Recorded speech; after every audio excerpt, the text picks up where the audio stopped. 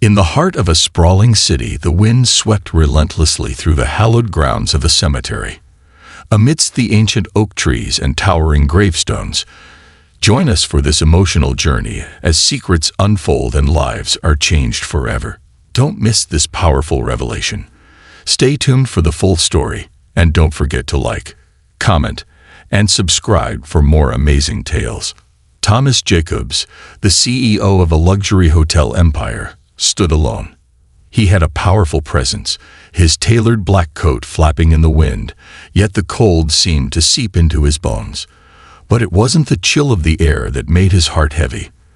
The name carved into the marble before him, Sarah Collins, pierced him like a blade.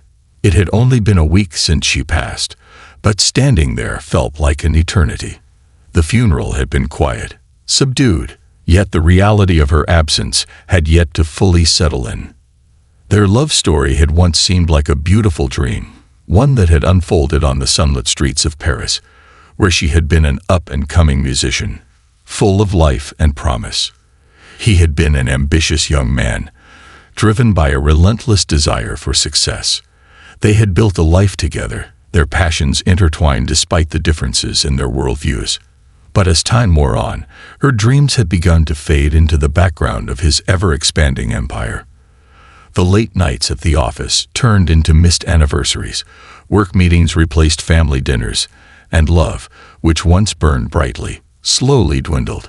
One day, Sarah had packed her things and left, leaving only a note behind. "I loved you, but I couldn't wait forever." That was 8 years ago, and since then, he had never tried to reconcile with her. His pride and his ambition had convinced him that she had moved on and that he had no place in her life. But now, standing at her grave, the weight of regret and guilt crashed over him like a wave. "I'm sorry," Thomas whispered, his voice breaking. A muffled sob interrupted his thoughts. It came from a distance, soft cries that broke the silence around him. Turning his head, his eyes narrowed as they landed on two small figures standing near Sarah's grave. They were children, no older than 7 or 8, dressed in simple, faded coats. They stood there, huddled together, tears running down their faces. A strange, almost haunting familiarity washed over him.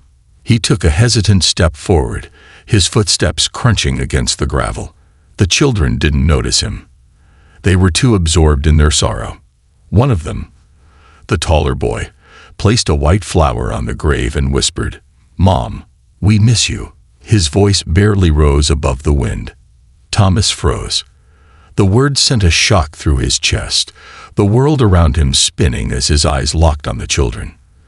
The deep brown eyes, the delicate features, the soft curve of their jaws.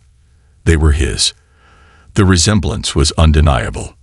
They were his children. Panic gripped his heart. It couldn't be. They couldn't be his.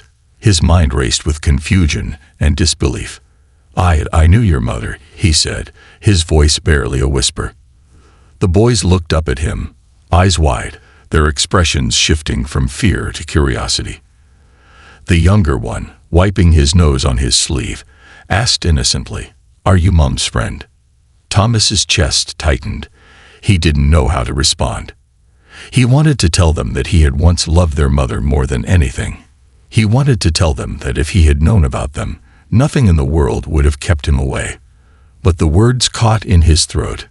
Instead, he nodded, a slow, painful nod. The older boy narrowed his eyes. "Why didn't you come to her funeral?" he asked, suspicion lacing his voice. Thomas swallowed hard, his throat dry. "I was there," he managed to say. "I was at the back, watching from a distance." The silence stretched between them, thick and uncomfortable. Before he could say anything more, an elderly woman appeared. She rushed toward the children, her face a mix of concern and protectiveness. "Liam, Noah," she scolded gently, wrapping her arms around them. "I told you not to talk to strangers." Thomas's heart stopped when he heard the names. Liam and Noah, his sons. The woman's gaze met his, and in that brief moment, he saw the recognition flash across her face. She knew who he was. And more than that, she knew what he was to them. Her expression hardened. "You need to leave," she said, her voice firm. Thomas felt a wave of helplessness wash over him. In the world of high-powered business deals and million-dollar contracts, he had always been in control. But in this moment, facing the truth about his children, he was powerless. "Please," he said, his voice shaking. "I need to know them. I need to be a part of their lives." The woman didn't respond. She simply turned and led the boys away, disappearing through the rusted gates of the cemetery. Thomas stood there, motionless, as his children slipped out of his life once again. His mind raced, questions tumbling over each other. How had Sarah kept this from him? Why hadn't she told him she was pregnant when she left? Did she think he wouldn't care? His hands clenched into fists, frustration building inside him. He had spent years building his empire, climbing the corporate ladder, but now he realized he had missed the most important part of his life. The next morning, Thomas sat in his office, staring at the screen. His assistant, Anna, had quickly gathered every detail about Sarah's life after their separation. The documents she handed him made his stomach churn. Sarah had moved to the small town of Riverton, where she had raised Liam and Noah alone, never remarrying. She had worked as a music teacher, earning just enough to support herself and the boys. 4 months ago, she had been diagnosed with terminal cancer. And then he found her closest contact, a woman named Lisa McCoy, a retired schoolteacher. The same woman he had seen with the children at the cemetery. Thomas felt his heart sink. This was the person standing between him and the life he had never known. That evening, he found himself in front of Lisa's modest home. The door creaked open, and Lisa's tired eyes met his. She didn't say anything at first, just stared at him as if weighing his every word. "You figured I'd come," he said softly. Lisa sighed and stepped aside. "I had a feeling." As Thomas stepped into the cozy living room, he saw framed photos of Liam and Noah at various stages of their lives. Birthdays, school photos, soccer games. He had missed all of it. His chest tightened. "Why didn't she tell me?" he asked, his voice cracking. "Because she was afraid," Lisa answered quietly. "Afraid you wouldn't care. Afraid you were too busy with your empire." Her words hit him hard. "I didn't even know they existed." Lisa's eyes softened. Maybe she was protecting them from disappointment, from a man who was too caught up in his work. Thomas closed his eyes, guilt flooding his mind. "I've made so many mistakes," he whispered. Lisa didn't respond immediately. She simply gestured for him to sit. "I don't know if it's a good idea," she said finally, her voice quieter now. "They don't know you.